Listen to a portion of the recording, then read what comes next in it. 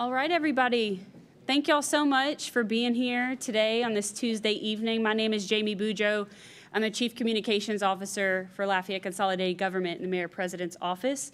So happy, we've got a packed room tonight. Happy to see so many familiar faces.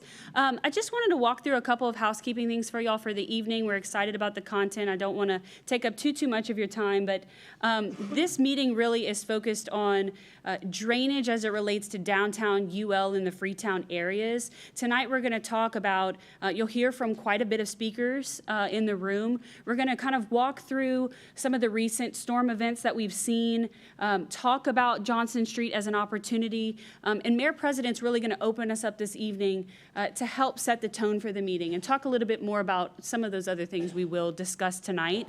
I do want to make a point that as we walk through this agenda this evening, we are recording the event. AOC, thank you for being here this evening. So we're going to make sure that this information is available to the public and that it's posted on our website and accessible to folks who could not be here tonight and join us. And we want to make sure, as I mentioned earlier when I talked to you all about signing in the back, that we keep you engaged in this process. It's really important that you're here to learn more information from us, but us to also hear from you and stay in touch with you. So thank you for your presence. It's very important. And without further ado, I'm going to welcome up Mayor President Boulet. I don't have your slide. Okay. Thank you, Jamie, and welcome. I am very excited tonight. I will tell you, we don't have final solutions worked out. We don't have big plans to share. What we have is a concept that has evolved since the April event that flooded downtown and really made us just stop and say, I guess it was kind of the first big event that tested some of the mitigation that was put in place, which I think what was put in place helps, right? But it didn't. We still had a lot of issues in April. That April morning as festival was starting and the rains came, nobody expected, it was crazy. Sat down with Jimmy Ricks. Jimmy is gonna get up here and present. He is one of the engineers in town that is known for the amount of work and data that he has in the downtown area. So I wanted to understand what has been developed, what are those projects out there, what have we done? Why have we done it? What else is there? And as we were discussing it, and I'll let him get into the technical stuff, he showed me everything that had been presented. And it was a lot of underground storage opportunities and an inlet project. And I think what was executed in the previous administration is what could be executed. The biggest challenge was the landowners would have to commit to no vertical development to use their parking lots or their empty land for underground storage. Well, if you have land, it's a tough ask. I think we have one of the property owners here that it did work in his plans, and some underground storage went there, and then at the Triangle we put some there, and then an inlet project was started to add capacity to the inlets, which is, I think we have 2 or 3 left to finish. That project is ongoing and is getting ready to finish up. The other projects did not have landowners where it made sense for them to commit that property, right? But then he said to me, but even if we did all of that, the Triangle still floods. And I was like, dang. Because all of that did not have an exact number, but a rough estimate, 40, 50 million, maybe more. Because of everything that would have had to go into those projects. And I'm thinking, let's just go raise some buildings. That's a lot of money to still flood in certain events. Simultaneously, you've been hearing us talk about Johnston Street, and Johnston Street, I think, is taken off, and some people think it's a sidewalk project, and it's not a sidewalk project. It's an opportunity for us to look at the infrastructure through the heart of Lafayette, from the interstate to Ambassador, to look at everything and see what we need in each segment, what's appropriate, what can be done, how do we modernize for the next 30, 40, 50 years of the growth and the activity that this city is poised to have. And so conversation went on, and we don't have drainage under Johnston Street. And again, he should give you the technical, but in layman's terms.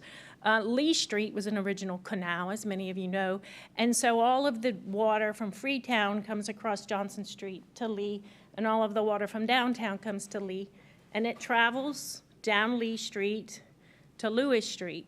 But when it gets to University, and he'll show you this, the pipe is this big-ish, let me just estimate, and really needs to be like this big. And if we resize the pipe, we flood everything on the other side of University. So those pipes have been in the ground 100+ years. They were built for what was needed 100+ years ago. We've developed out a lot since then, and we have a desire to develop out even more. And so what do? You can put all the, I think somebody said a third of downtown would need underground storage to get us where we need to be from an underground storage perspective, right? That doesn't make sense. Then we wouldn't be able to develop out a third of downtown. So I asked him to look at Johnston Street, and he did. And he came back with some really interesting information about what it could provide if we opened the street up. And I say that with a little bit of a gasp because I understand the implications of that kind of construction on Johnston Street. But one of the things Jimmy said to me the other day is other cities have modernized their old infrastructure.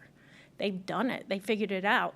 I was talking to Jeff Stewart, and he said, oh, you open that street, you're going to find utilities no company will claim, and they're live. What do you do with that? Because it's so old. And so I immediately called Jimmy, what, you know, and he did give me some peace of mind. DOTD has owned that road since the 50s, and everything has to be permitted through DOTD. So we should have some idea. Of course, we're talking 100 years ago. So it's a big project. It's a heavy lift. It's one that's going to take some time to plan out well, and it's one that gives us the opportunity to modernize our infrastructure, build what we need for the next 50 years of development in the core of our city. And this project has implications for downtown, Freetown, and a good bit of the main campus of the university. It is a different way of thinking.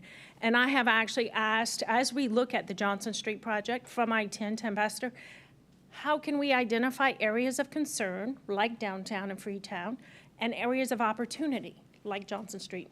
I don't think we're going to find that there's no drainage all the way up and down Johnston Street, right? We're not going to have this opportunity in its entirety, but we do in the oldest parts there by downtown. So it gives us a real opportunity to do that. I am excited for this, but I'm telling you, you're on the very front end of this idea. You do not expect construction this year or next year.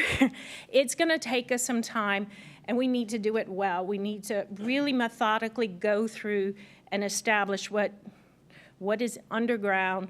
It does. Jeff Stewart is here in the front row. Thank you, Jeff. Jeff is looking at what it would take to put the electrical grid in this area underground. If we open the roads, can we put the utilities underground? Can we get the communications underground? Michael Swallow's here. Everybody is at the table. If we do this, how do we do it well?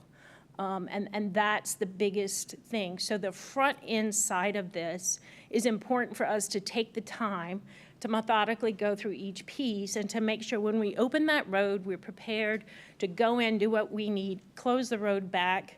I mean, I'll say this, I've asked for the pros and cons, asphalt, concrete, asphalt, concrete. I don't know what is the right answer there, but I think if we open it, we look at everything, right? And so we want to share the concept publicly with you tonight. We want your questions. We want your concerns. We want your doubts. We want everything. We want you to participate in this as the solution is developed out so that it's not done in a silo. And that's what tonight is. And I'm excited about that because I think we will have a better product if we open it up. It will also help you understand where we're going. Tonight on the agenda, Rachel and Jeff will talk about the sewer system. That's been a major barrier to development. We want to fix that. If we do everything we want to do, we should be able to incentivize the density and the development we want in the core. And it's not just downtown, but it's the old town Lafayette, you know, all the way. Give you a quick update on Bertrand. We should be putting the communications underground by the end of this year. And then the utilities start moving Q1, Q2. And we cut ribbons and we break ground on Bertrand in the beginning of next year of 26. And that project should go very fast, and it's a really dynamic project. It'll be good. So again, that's kind of a proof of concept project for this bigger monster, Johnston Street. This downtown is one segment of many that we're looking at on Johnston Street. It may push itself to the forefront as far as implementation, because if we can actually develop out really good solutions for drainage and for utilities and for sewer, you know, there's a great opportunity here that has a big commercial and residential impact. So all of that's not decided. There's a lot here tonight, and I'm going to stop talking and let Jamie come back up. But I think you can hear my excitement. I think we're headed in a good direction, and we want your feedback. So thank you.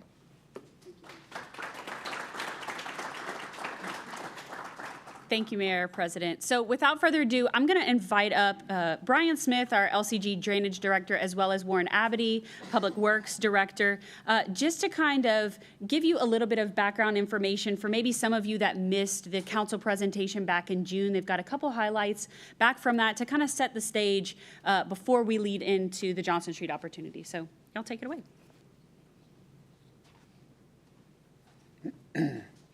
So just in case y'all weren't sure which is which, I'm Warren Abity, Public Works Director, and that's the brain of the operations, Brian Smith. I think we'll start with the basics. What is a flash flood, right? Because we throw around a lot of terminology. Flash floods come out of nowhere, right? They're not predicted. The night of the flash flood before a festival, nobody was talking about it, right? I got woken up in the middle of the night with my phone ringing and didn't know what was going on because it was not predicted. I don't remember being predicted at all. And they're typically high intensity, short duration. You know, the drainage system is built to a capacity. When the amount of rain falling out of the sky exceeds the capacity, the ability for water to get in the inlets is going to back up in the street. And if the pipe's full and there's nowhere to receive it, it's just going to back up. And it's going to go into the streets, and if it keeps raining and it gets higher and higher, then, you know, it gets out of the bank, and before you know it, it's into businesses. So typically, you know, no advance notice, short duration, high intensity, exceeds the capacity of the drainage system, and if it keeps raining, that's the events we talk about, right? If it gets to the point it stops and the water goes down, everything's fine, but when it doesn't stop, it's, you know, bad things happen. This is just a couple examples of the recent ones. The one of noteworthy for this group is the April 24th, 7 inches of rainfall in 3 hours. That's a monumental amount of rain in a short duration. But you could see that, you know, these events aren't going away, all right? These events continue to happen over and over.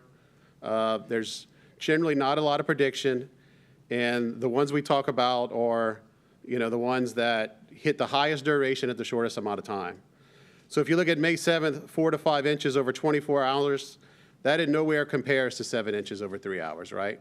So the details matter. The amount of rain that falls in the short duration determines how much of the impact it has. And so I'll invite Brian Smith to come up and talk about a little bit how we respond. Good afternoon, everyone. Thank you for coming out tonight. We surely enjoy having you here tonight. So Warren's talked about the flash floods. This is something that's more planned, this next slide, where we're able to prepare a little bit better, such as hurricanes or predicted weather events. And it's just how the LCG drainage team reacts and responds to these events. So we have a constant communication with the weather through OSEP, our local OSEP office here, and parish partners. We get updates throughout the day through the National Weather Service just to keep on top of things and stay focused on what's to come and how to best prepare and inform our constituents of the impending weather that we're about to receive. Some of the things we do in advance of this, like I said, we have a little time on our hands, so we're able to prepare. We check the pump stations. We operate 5 pump stations in Lafayette, one of which is downtown, the Jefferson Underpass, which most of you are familiar with. As mentioned earlier, the Lee Avenue Cooley drainage system is taxed already. Well, that pump station also drains to that coulee. So you may notice on occasion where it takes a little bit longer for that water to recede and be pumped out is because of waiting on the water to recede so it can get out. It just takes time. We do have an automated system. It works automatically. We have a monitoring company that keeps an eye on that for us and notifies us of problems. But we also have a team that checks the pumps every week. And we do this whether a storm's coming or not. And then if there is some weather coming, we also advance that and take care of that in advance also. We're able to stage our crews in locations to just prepare and respond and react. And we also monitor areas that are known to flooding so we can better accommodate those needs when they do happen. We also have several roadways, as you are aware of, that need to be closed from time to time due to flooding. So we work with our police department, and we're able to stage those barricades in advance of that so it can quickly be deployed whenever need be. We also provide updates to our administration and our local officials, and we do strive to respond to all calls as immediate as possible. And then once everything's over, we gather all this data, and we're able to compile it and see where the shortfalls were, where additional projects may be needed, and we're able to track and keep that record for future projects and other needs. Thank you.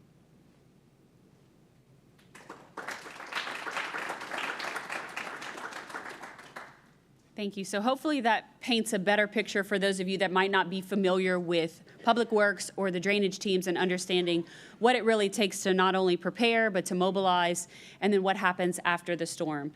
Before I bring up Jimmy, there were some photos that we came across that I thought, caught my eye in a few different ways. And so when you look back to downtown, the photo to the left is from 1924. The photos to the right are from 1940. Many of the same challenges existed decades ago, right? Obviously, as you can see in some of the photos to the right. And so undoubtedly, we, as many have mentioned already, we have pressures on these aging systems.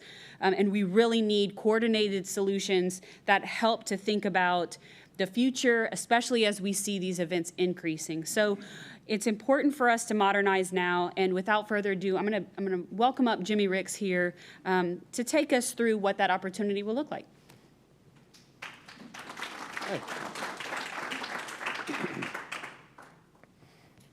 Hello again. My name is Jimmy Ricks. Back in May, the Mayor President called and wanted to take a look at, what's kind of been looked at downtown. There was a project on the books that's coming next, and in particular, looking at that project, just wanted to make sure the value of it was, to get the best bang for your buck, so to speak. And she wanted to, we were talking about, we always had in mind there was an opportunity on Johnston Street, should that ever, revitalization project be presented. And so she tasked us with doing a side-by-side evaluation of the Johnston Street project versus one of the projects we had in kind of in the queue for downtown. So once we did that, it opened up, looking at Johnston Street opened up more opportunities. So just to give an overview here, just so for proximity, for everybody to get oriented. This is the area that contributes to that Lee Avenue trunk line downtown. Perspective, this is St. John Cooley, microphone. Let's do this, Jimmy. Yeah. Can we turn it? Have fun. Okay, thank you. There you go. It's already on. You're good. Just rock and roll. Just to get acclimated, this is a good landmark, the football stadium, Vermilion River. These are runways at the airport. But the drainage system, the green, is kind of what we look at to help identify collection areas and how things work. I can come back over here. Just pull it up close. Okay. Is this better? All right. So the downtown Lee Avenue outfall ties in with St. John, and it's part of the Cooley Mean system, and it ties into Vermilion just below Rotary Point. So that's where everything's trying to get. This is the Munkus Park area. And you can see the natural watershed, kind of the high parts extend over here from Lamar Street. And they meander through pipe series. Nothing's really direct or straightforward. It makes its way to Lee Avenue. And kind of taking that same look in downtown, you can see the Lee Avenue low spots here where everything is naturally funneled before there was development, and the pipe network has brought it all to this point. And this is one of the low areas right here at the triangle. Also happens to be where Jefferson Street comes in, which that's a sub-catchment, a sub-watershed that dumps into, a lot of it comes here. So a lot is happening in this intersection. What's that? Okay. Yeah, this is the triangle here. This is a swimming pool area, and this is LiDAR imagery, so it's actually shooting down elevations. But, you know, some of the buildings in this area are at the elevation of the street. In some cases, some are a little lower. And so getting this area is a focal point to, you know, addressing where kind of a gauge of how effective are some of the things that will be done. Oh, this is the next one. This is the pool area I was just talking about. Just kind of a zoomed in area here, these structures around the triangle and the street here.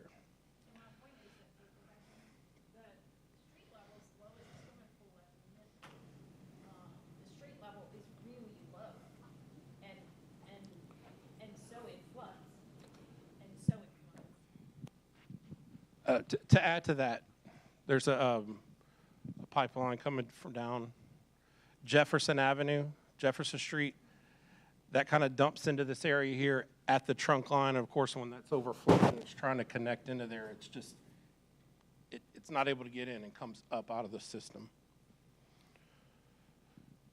Looking at the watershed for the trunk line with, you know, this is kind of the point of analysis, really. Like here on the other side of University, notice there's a narrow concrete coulee. And so some of the projects we looked at were to increase the capacity of that trunk line, but it's with limitation of not overtaxing that open coulee that's downstream from there. But we'll do some rough numbers.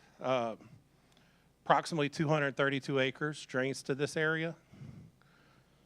And the area is the main contributor of what, you know, what collects in a watershed. So the way everything runs, if we were to revitalize Johnston, and one of the points I made was that there's not a current drainage system in this area of Johnston. So any project that would be presented on Johnston Street to meet any modern design standard would require a drainage system on Johnston. So that comes with a cost. It's like you have to go through that step to just meet any modern design standard. Perhaps we could upgrade that, make it a little better, provide some relief to that Lee Avenue trunk line that's overtaxed. So here is one of the concepts we've thought. This would intercept everything that's flowing to the northwest from the Freetown area.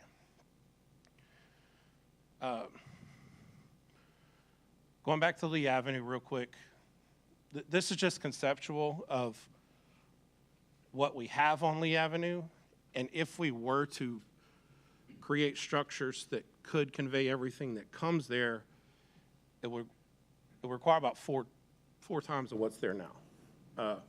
Physically, that's not really possible. This is a major sewer trunk line that's in there. Water system, 16-inch water line that feeds a lot of this area of town. This is just to convey how undersized the system is. And be a little more exact about, if y'all can't see that, This area, this 232 acres, generates about 372% of the capacity of that pipe that's on Lee Avenue. That's a big number, close to 4 times.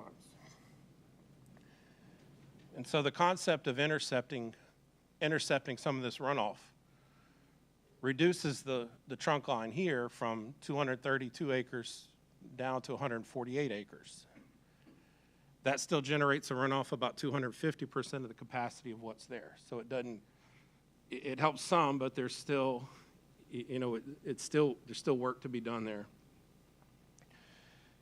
And so what the mayor president asked us to do was the money that was planned on a future project, if we analyze that side by side with Johnston Street, how does that look? The two projects side by side, which one benefits the most? Let's make sure we're spending the money the best we can.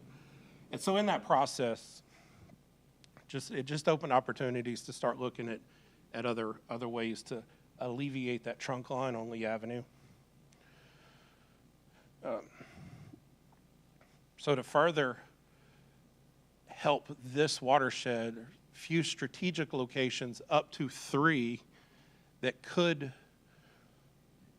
1, 2, or 3, that, what would be best, but it would add an additional 82 acres on the new pipe that is appropriately sized on Johnston Street with today's design standards, and would relieve 82 acres on the trunk line that is grossly undersized. With that 82 acres and this 84 acres now going to an appropriately sized line on Johnston Street, the Lee Avenue watershed has now dropped down to about 66 acres, from 232 to 66, about 30% of what it was. Capacity of that pipe is marginally above what it can handle at this point. So reducing the load on Lee Avenue gets the existing structure to where it can much better handle what's coming to it now. So trunk line under Johnston Street, what does that look like? Before we get there, one of the tools we use in modeling is looking at inundation maps, and these are from models with LiDAR elevation and kind of how high does the flood water get up to. We've kind of focused in on a couple of key areas. Existing conditions, you can see represents the, darker, a little deeper. This is all the flooding in a modeled 10-year event. And reducing the trunk line, you can see it relieves a lot of that load off the line. The intersection here gets some significant improvement. All the streets between Lee Avenue and Johnston, because everything would be intercepted over here. Another area, probably the worst area. A lot of the structures here are elevated, so. But in an event, if y'all have seen that, I mean, sometimes the water is knee deep down there, and it's gotten to where I've driven through the intersection, and over the last 10 years, I'd say 10 years ago, I had a client downtown that just needed some help.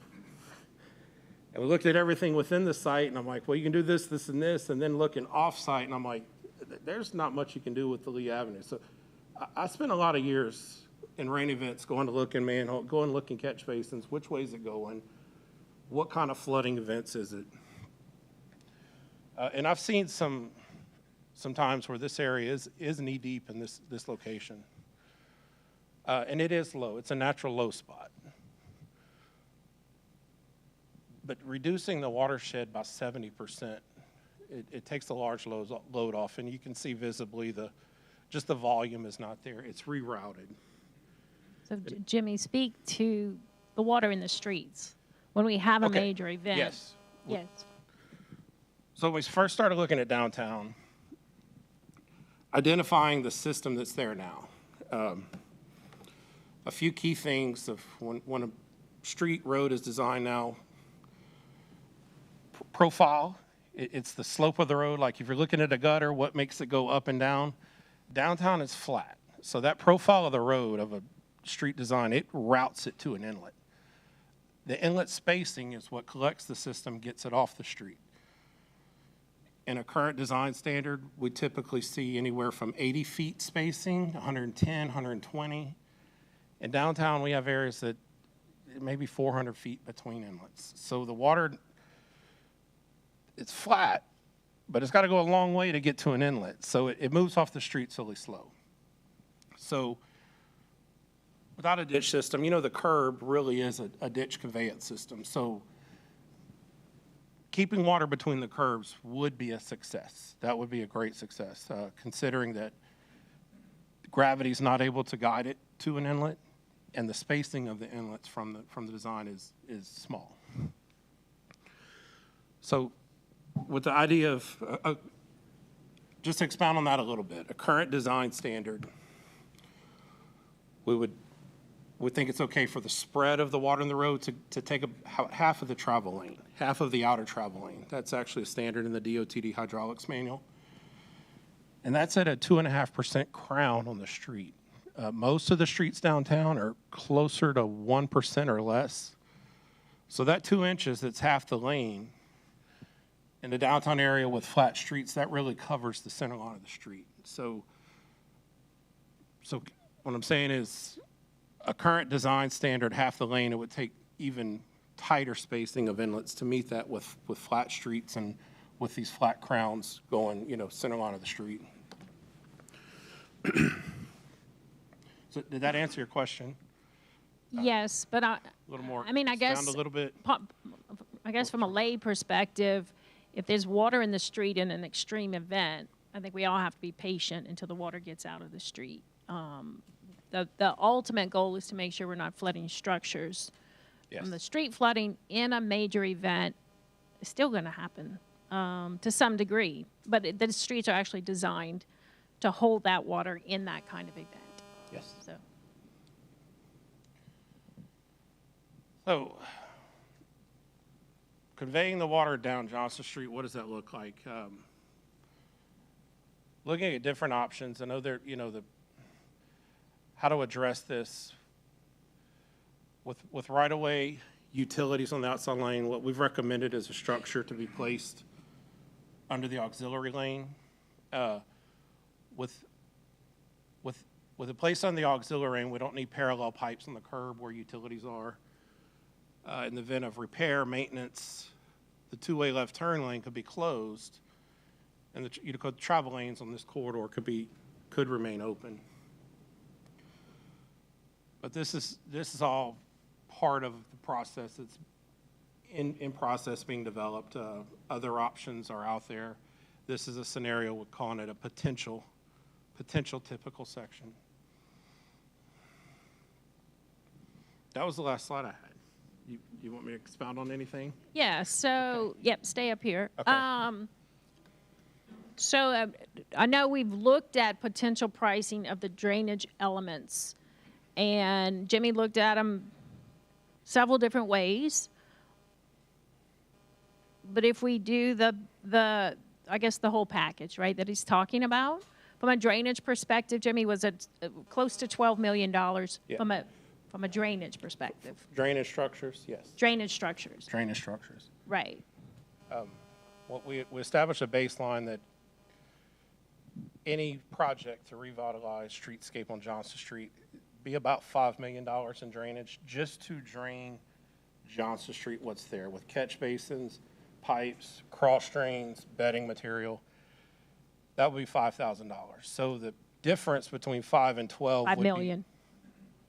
$5 million. Yes, 5 million, sorry. That is a big difference.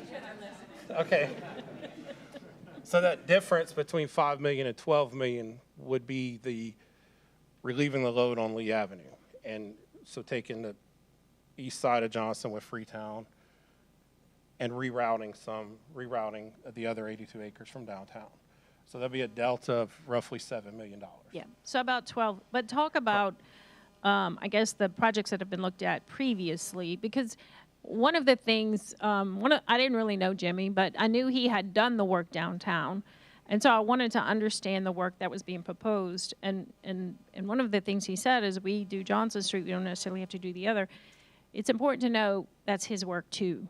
We're not pitting engineers against each other. We're asking him, who's done the deep analysis analysis already to look at it comprehensively, and so maybe speak a little bit to that. So we've looked at 13 project locations downtown. And getting a model developed and then 13 potential projects, we've done somewhere around 30-something iterations of combinations of those 13 projects. And we have tables and graphs if we do A, B, and C, or A, D, and E, or getting all those combinations. You know, like you mentioned earlier, a lot of it, or Jamie mentioned, a lot of it's dependent on landowners. Some of the really critical spots that were identified, it just didn't work out. And so evaluating those different combinations of projects, none of those runs or models or evaluations of 3 or more projects met the success of the intercept and reroute concept here. So, you know, whenever we kind of regrouped after, you know, we've looked at this, you know, it kind of seems like this could be a one project that does the value of 3 or 4 projects that had been planned. Okay. We are going to take questions, but I'm going to let Rachel get up and talk a little bit first. Yep. Thank you. Rachel Goto, Chief Administrative Officer for LCG.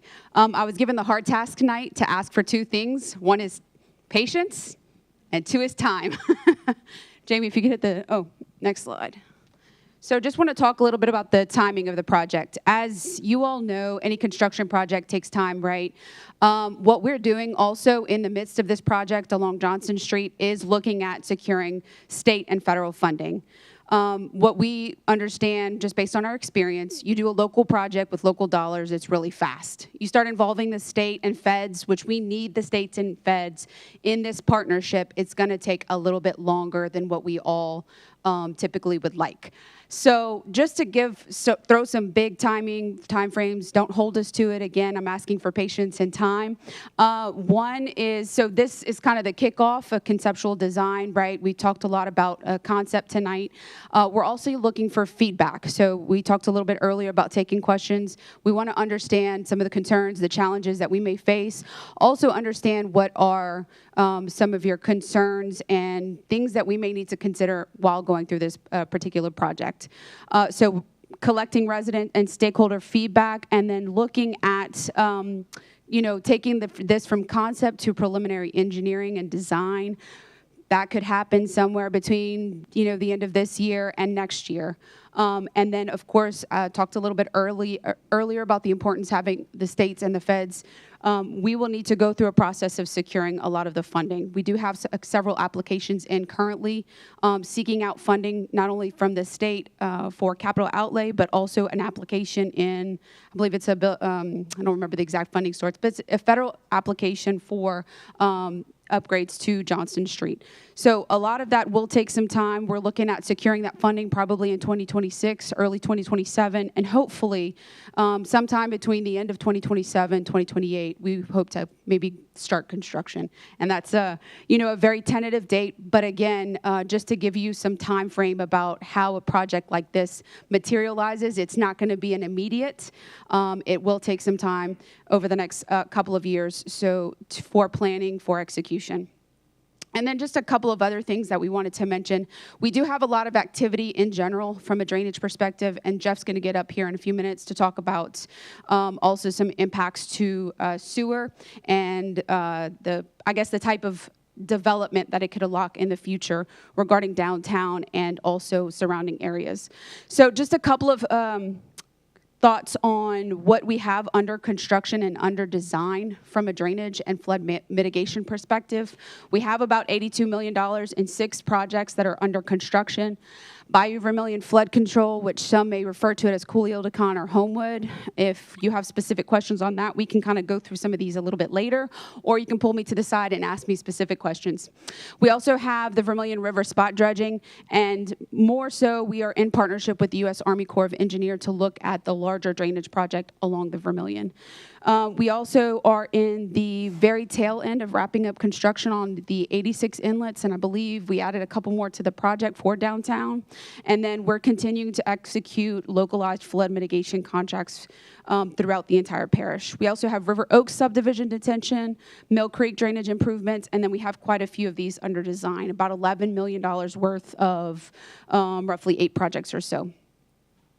And then just wanted to kind of conclude overall the long-term strategy from a drainage perspective. Drainage is a priority for us. We've said it from day one, and I think it is important to communicate where we're headed from a drainage perspective. We have a great, phenomenal drainage department that looks at it from a very maintenance perspective, but there's a lot of technology and there's a lot of advances that we've made, and I say we, generally, that has been made in hydrology and understanding how we incorporate science and data into evidence-based decision-making.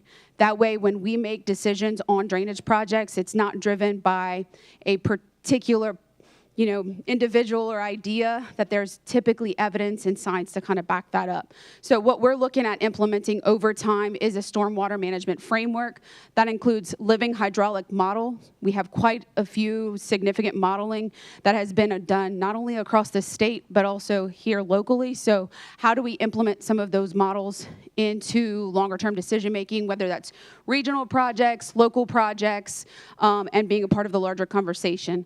Again, great drainage department. We will always continue to maintain what we have and looking at how we make critical investments in our maintenance projects.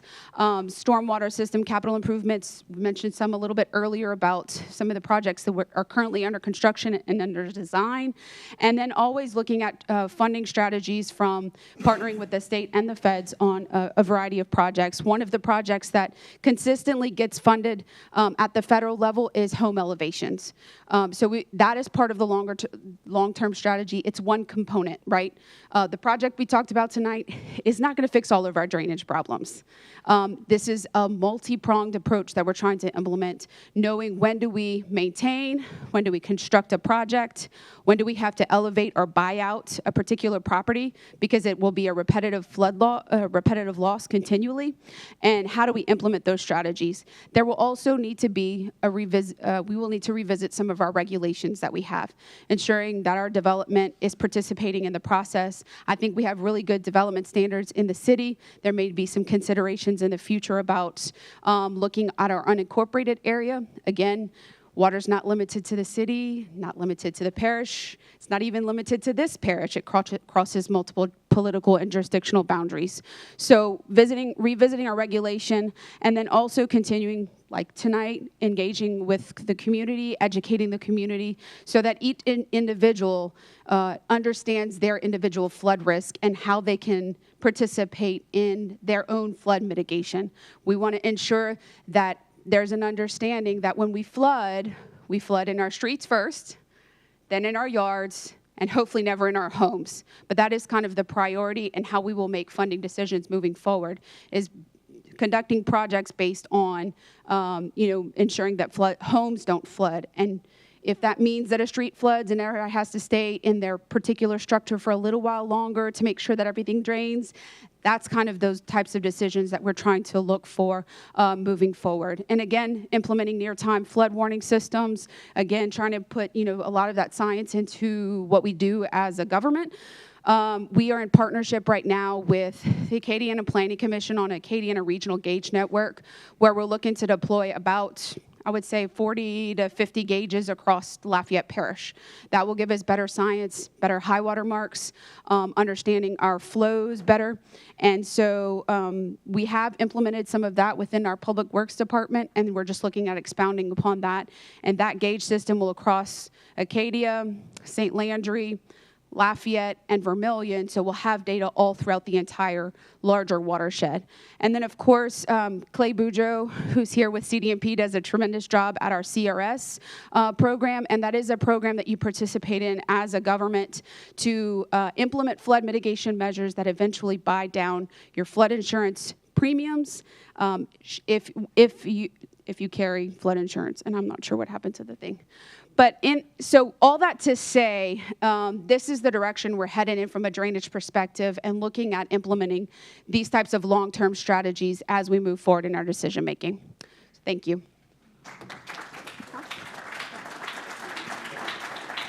So at this point, I'd like to ask everybody from LCG to stand up because we have a big crew here tonight.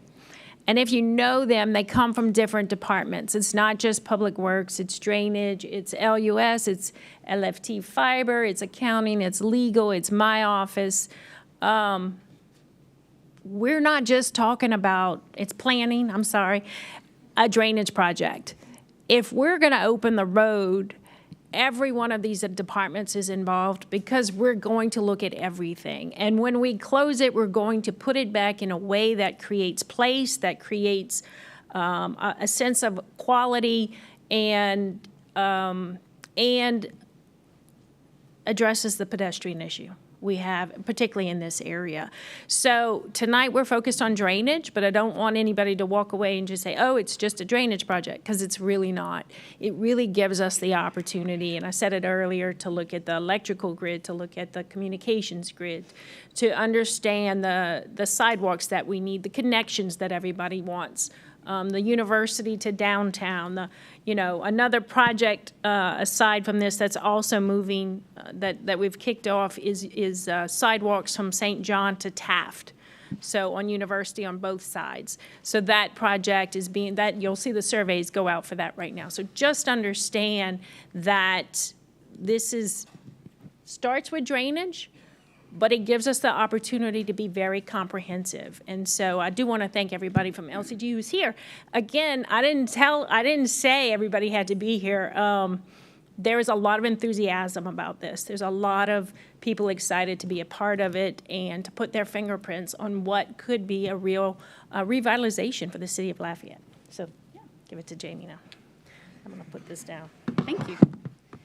So at this time, we had kind of mentioned that we were going to bring up Jeff Stewart with LUS to talk a little bit more about the South Gravity Sewer Lift Station. Jeff's going to talk about that, and then we'll get into some public discussion and Q&A.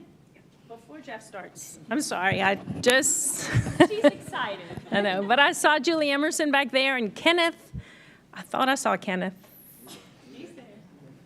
And Annie Spell.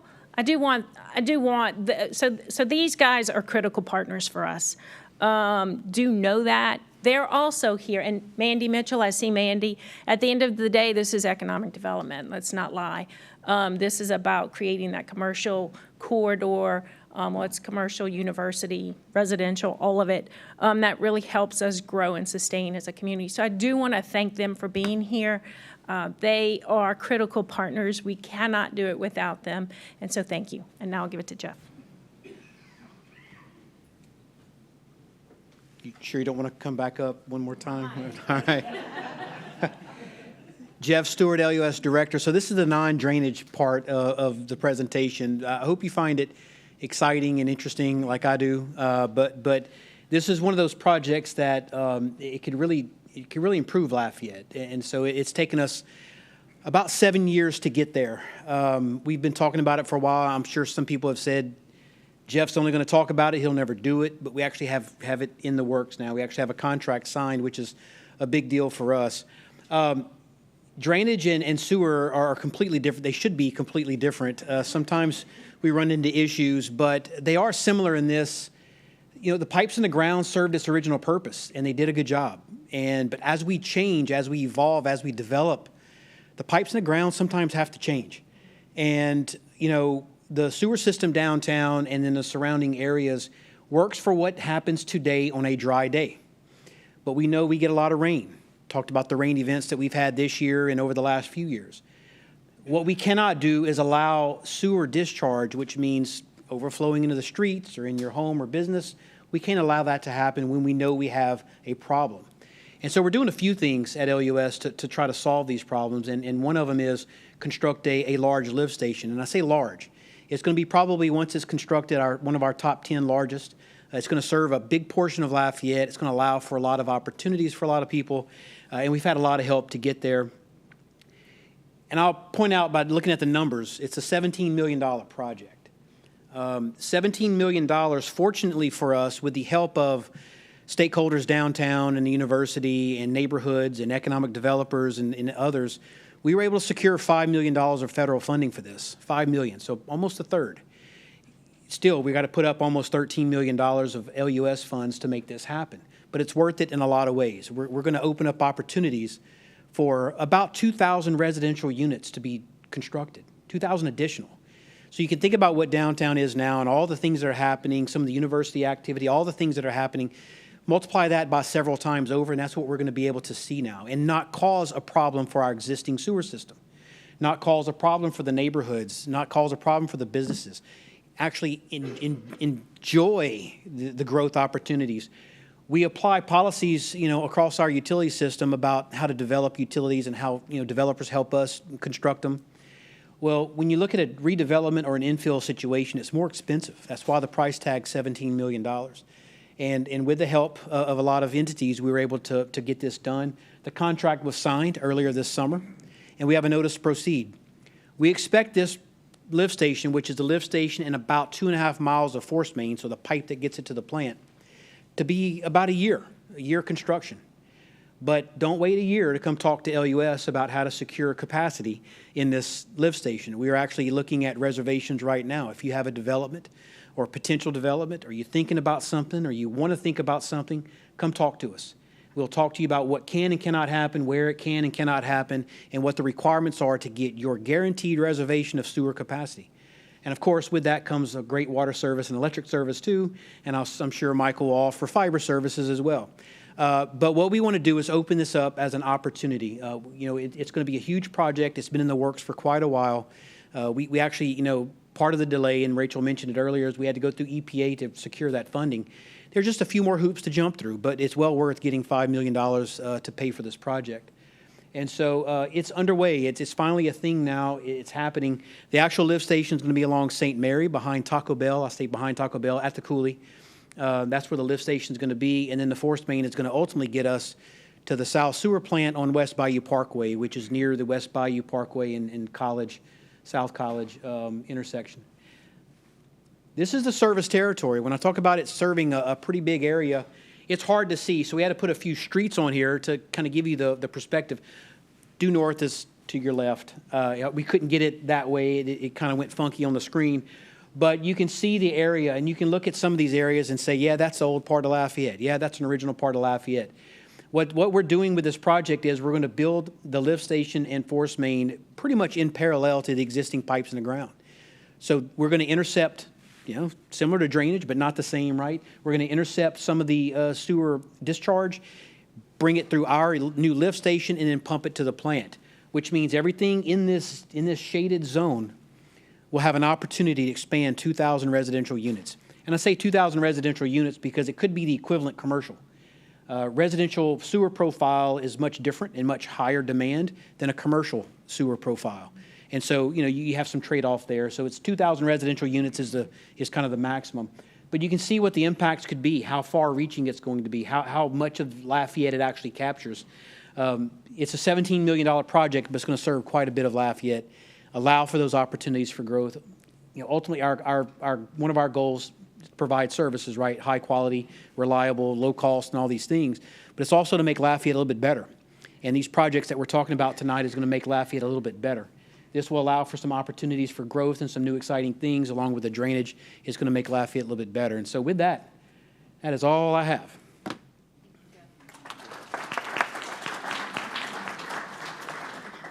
So super quickly, because you've heard from me a few times. I want to shout out a couple of things. As I mentioned earlier tonight, we do have comment cards for those of you that want to leave a note for us, give us some feedback, give us some of your ideas. We welcome that, of course. I also wanted to make a point to shout out 311. If you are not familiar with 311, it is an opportunity, really, as you can see, Lafayette at your fingertips, for you to engage in various areas depending on what services you're looking for. More importantly for this group, for you to report challenges that you're seeing in certain areas and generate service requests for our team. I do want to make a note. So over the last 5 years, we were able to pull some of the data. Over the last 5 years in the downtown specific area, we've gotten 41 service request tickets. In the Freetown area, we saw probably about 115 tickets specific to drainage. I don't know if that number is great or bad, you know, in comparison maybe to what some of you are faced out there, but I do think it's important to mention that if you see something, to say something to us, and this is the way to do that. So if you want to scan that QR code, it'll take you to the 311 site. You can put in those service requests for us to come out and take a look. Whether it's Warren's team or Brian's team, we'll come out and be sure to look at that. And yeah, reporting those issues is definitely important for us. So without further ado, I think now what we're going to do is we're going to kind of transition. I see a lot of folks nodding heads throughout the event, taking notes, so hopefully some good conversation to come. I want to invite up our speakers, and then we've got a couple microphones. For anyone in the room that's got questions related to the information presented, I know we did discuss a lot, so we'd like to open it up to you all.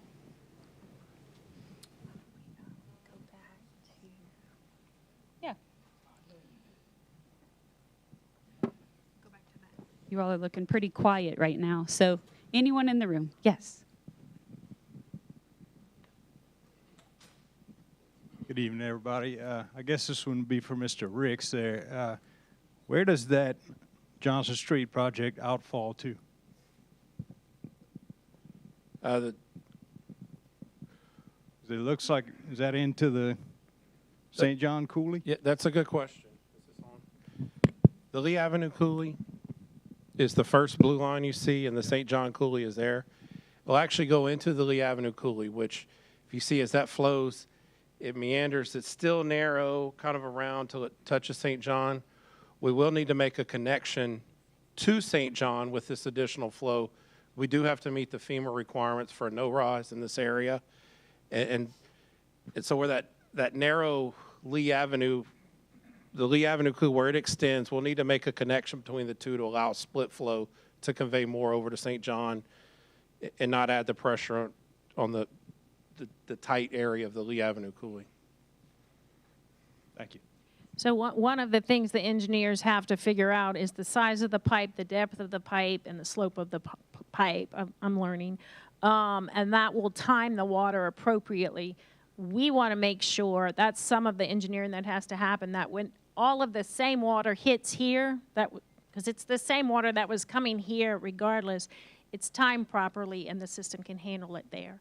That's one of the things that really is going to take some time that we have to make sure is done correctly. Yes. Yes. How does UL plug in or not plug into the sewage capacity that you're planning to add? So we look at it just like any other development, right? So if there's a dorm or a new facility that needs to tie into the area, your planning, your engineer, whoever needs to happen would come talk to us and get into that queue. There are, you know, we understand what the UL master plan is and some of the ideas around it. We want to make sure we accommodate it. But yeah, it's just a matter of like anybody else. So it is part, it's not separate. It's not a separate. No, it would not be separate. The only thing that's separate right now is the apartment complex. It has its own treatment plant on site. Once our lift station's constructed, we will pull the apartment complex community sewer plant. We'll decommission it, and we'll tie them directly into our municipal sewer. That's one thing that's existing now, because we currently operate that treatment plant. We want to eliminate. That's just O&M that we don't need to worry about later. We're going to tie it into the sewer system and then decommission that plant. But anything else that's new, it would come in just like any other development would come in. So my question to Jeff was, early last year, what happens after we fill the 2,000 units? do we have to build another $17 million plant? And that is another public meeting. But we are looking at ways, we're working with Bloomberg, actually. We have a team working with Bloomberg to develop a way. The biggest part of the problem, he explained to me, we go to capacity in sewer, let me say this very quickly, in a rainstorm because we have so many cracks in our pipes. And most of it is on private property because our pipes go through a inspect and repair cycle, and we're about 80% through, because every 10 years we're looking at our pipes and fixing them. And so it's private property, and Mr. Ottinger says we can't spend government money on private property. So we're trying to get creative to be able to figure out how to fix the private property in the oldest parts of town where you have the biggest problems. It's tree roots. You know, if you live in an old house, you have tree roots cracking your sewer. So he explained to me, if we do that, it's a long time before we need another one of these $17 million investments, because it'll stop the rainwater. We're processing more rainwater than wastewater in a rainstorm. That's when we go to capacity in that rain event. So anyway, that's a whole nother public meeting that's coming to you soon. Come back.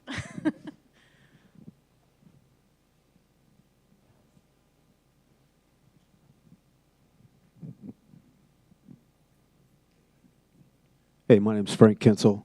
I have a shop on Garfield, and I'm at the bend across the street from the Artist Warehouse. When we get a 7-inch rainfall or a 4 to 5 inch rainfall, Garfield becomes a river right there. You could literally put a boat in there. My question with going with the I think Johnston Street project is an admirable project. I have a question. Is there ulterior ideas that can be possibly looked at as far as looking even at Garfield? Garfield is a low spot. It's a low swale along the railroad. Looking at topo maps, the only high spot we have is when we get to the crossing at Taft, and then you have a low spot on the other side, maybe in between Pinhook and Taft is about a 5-foot elevation. Is there any ideas or any thoughts on that? I'll expand on that a little bit. Garfield. He had to pause. Okay, Garfield's that top blue line, running left and right. Wait, which way? I didn't do that. I did it. You want me to go back? So the drainage system on Garfield, if you look, it's got modern catch basins. You can look, they're called CB06. They're kind of a state standard. Those are modernized compared to a lot of the ones you see on Lee Avenue. They were really like 3 inches in height. And the ones on Garfield, so they're modern. That pipe size on Garfield is also fairly adequate, but what it's tying into is grossly undersized. So the Garfield watershed, I'm gonna go back to this one. That top blue line, and you can see where the light blue line, dash line comes in. That's about 45 acres collecting on Garfield there.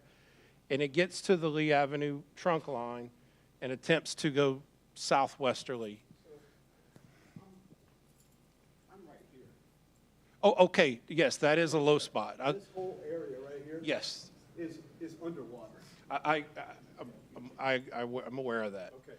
So, Flows towards Taft when it's raining. the other way. Watch the water in the street. It's flowing towards Taft. I put on Which, boots. I walk out in the water. so, Where the water goes. And the water comes out of the drains. so on that side of Garfield, that's the extent of the watershed, and you could see it's clearly low. And I do think there, for that area, and if you even look at some of the inundation maps, you could still see after this improvement, it was still underwater. There will be some areas where I think some localized, which wouldn't be a massive project, but some localized areas would need to be addressed, and that is one of them. It's on the northeasterly or the easterly-most area of this watershed right here. And on the LiDAR, if we were zooming there, what you're saying, we can see it clearly. That's a low spot, and I've also seen it underwater. It does not connect to the system well. So there could be an isolated project to be able to connect it to this new line. And Jimmy, if I may chime in here too, for Frank, and I heard a couple of other residents nodding heads and saying, yes, yes. We've got these maps up here today for that exact feedback, because I know we did talk at the Freetown meeting about this exact issue, right? So what we're asking you all to do tonight too is exactly what you're doing here, but also be sure to come up here and let's physically map exactly what locations we're talking about so that the team can go back and look back at those locations. And I really wish I had that area in LiDAR on the screen, but what he's saying, it's reflected very clearly in the LiDAR. And it will continue to hold water with this project without something additional. And there could be something to the project to extend a pipe back this way from the trunk line to collect it. So if we would look at, I don't know if this is going to help me or not. If we look at the Taft Street Railroad crossing, yes, that's probably, what, 100 years old? Right. It's probably 100 years old. There's no pipes under the road there. There's a low spot on the mechanic side of the road. That's your problem. The water has to go somewhere, right? Yeah, my experience with the railroads is there likely was a pipe there at one point, and it is completely silted in, and it may be made of wood. It is completely silted and not visible. So, All the pipes dead in right there on Taft Street. We own that property. Okay. That's right. That's right, yes, sir. We get 3 foot, 4 foot of water in In my shop. Taft Street, Lamar, East Clint, Stewart So, Street, yeah. All in the water. yeah. So that this is the kind of feedback we want, because can we tie this right into this project? Yeah. we left it, half the drainages are still full of mud. It has water in the drainages in the ditches right now. From Taft Street to the railroad track, which is probably 150 feet, there's no pipes. So the water just comes out and it goes where it wants. It comes in our shop. And what's your name, sir? Clemire Barra. Clemire. Okay, prime example of what we're mentioning here. I definitely would love for you guys to come up to this map here as we walk through this, and let's talk about all of what you just mentioned. And so part of the long-term problem, adding it to an already exasperated problem, but this would allow the potential to be able to relieve the easterly outlying area here, to get something with quality infrastructure to convey it back to the new line. And this line, preliminary, it has been sized to be able to collect all of that.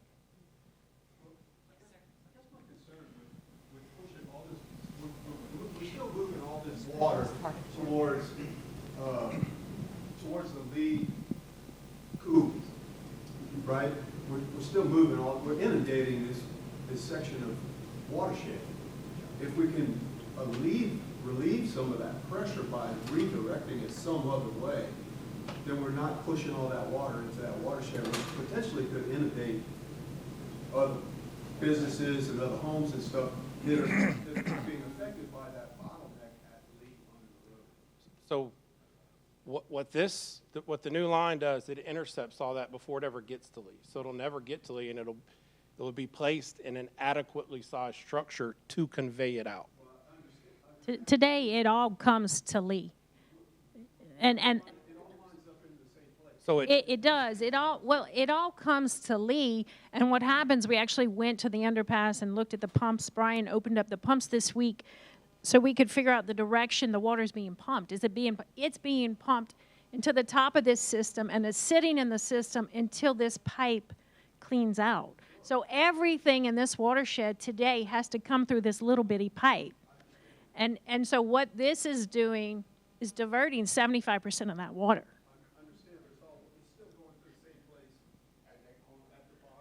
Here, but it'll be timed. It'll be timed, and you guys can speak to that. So the St. John Coulee has a lot more capacity. So what's coming to it now, it hits at about the peak when the rest of the watershed going all the way up,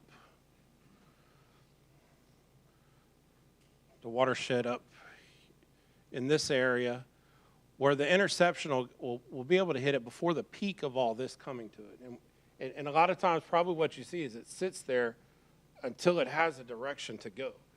And a lot of times what's happening is waiting for the pipes from Freetown that eventually make their way to Lee to get some relief to where they can drain. And I've watched it for a long time that after a storm, we can come back a couple hours after the storm and everything from those outer fringes are starting to make their way to Lee. And it's just they pond and sit there until it, and I'm talking about the runoff, it sits there until it can get into what drains there are, and they're small until they could get there. So the concept of this would intercept it at Johnston Street, keep it from getting to Lee Avenue, but get it into a structure that is sized where it can handle it. I want to talk to you a little bit about the Taft Street area and the pipes that go under the road. They're 42 inches and 48 inches in diameter. After the water comes out of those pipes, which are currently 50% full of clay, they're stopped up. So you really have two 24-inch pipes there now. The water travels down along the side of the railroad, and it makes a 90-degree turn, and it goes under the railroad tracks. For years, one of those pipes was stopped up with cement, and it's no longer stopped up.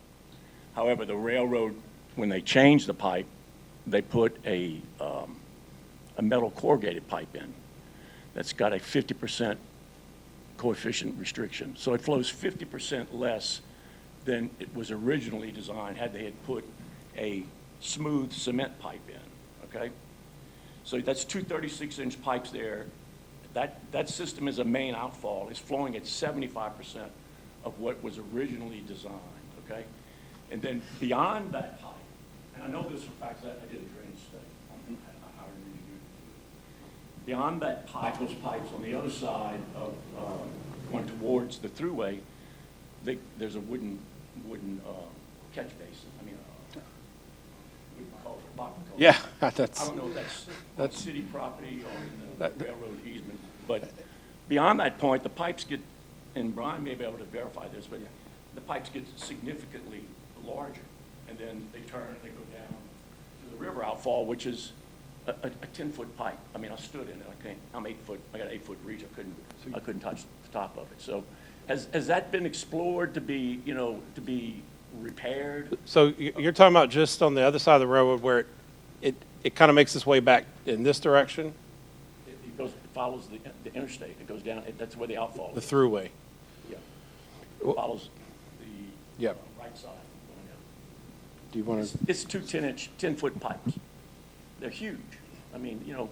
If we could just find a way to get some of that water in that, I think we could accomplish a lot. If we could find a way to divert them three drainages from that to that we're talking about. And if you've got two, That actually yeah. floods all my property right there. That's right. If you- I get 2 foot of water in my shop. If you've got, Almost an acre of land right there.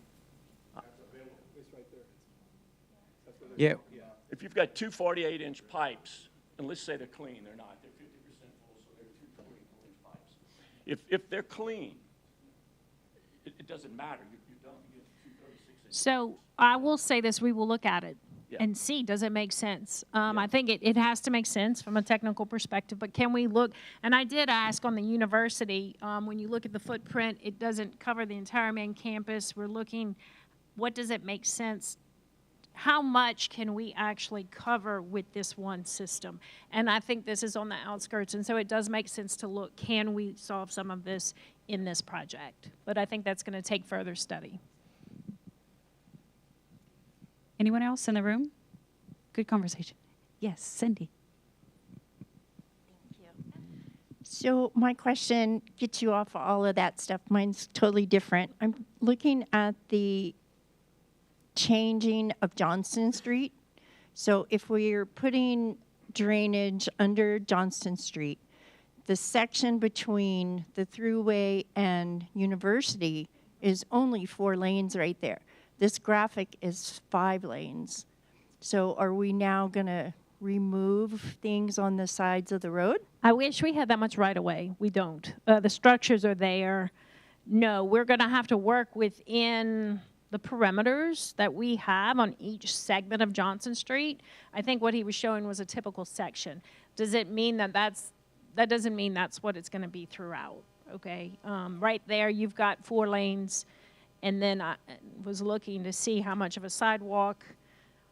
We have to look at the space there. I mean, we're not gonna likely tear down structures. That's not in the plan right now. So it's within what we have to work with. Not saying we won't buy extra right of way. If it can really make something more dynamic, we will look at right of way. We will look at what makes sense. And you know, we're not there yet in this part of it, but in the Bertrand part of, or in the Bertrand project and in the Cooley to Cooley, which is Cajun Dun Boulevard to Marcus Park, you know, one of the charges, and on the university sidewalks, is help us find green space and help us find placemaking. When we finish with this, I want these projects actually to communicate our personality in some form or fashion. That will take more public input too, so stay tuned for that. But if you're in New York City standing in front of the public library, there's quotes from the library on the sidewalks. It's very personalized, the infrastructure. And so how do we bring our character and who we are into these projects in the finished form? In the beginning, though, we really need to take the opportunity to work through the technical opportunities that these projects will provide for. But, you know, what that street looks like, it's not figured out yet. Again, I want public input throughout. So when we get there, come back. Anyone else in the room? Okay, well, without further ado, just want to, give me a second, I want to make sure we get to the very, very end. I want to say thank you. Yeah, I want to say thank you. I am excited about this. I think it's an opportunity to be transformational. This is one segment of this roadway. We're in the process of really kind of identifying a high-level profile of what the Louisiana Avenue Johnston Street corridor can be. And then it'll be broken up into segments and engineered appropriately for each segment. So a lot of, from a drainage perspective, from a placemaking, all the way from drainage to placemaking, let me say that. We're looking at the entire corridor as an opportunity to really inject investment in our infrastructure and in one of our primary roadways. So I'm excited. Thank you. Thank you for being here, and come back. Thank you, guys. Have a good evening.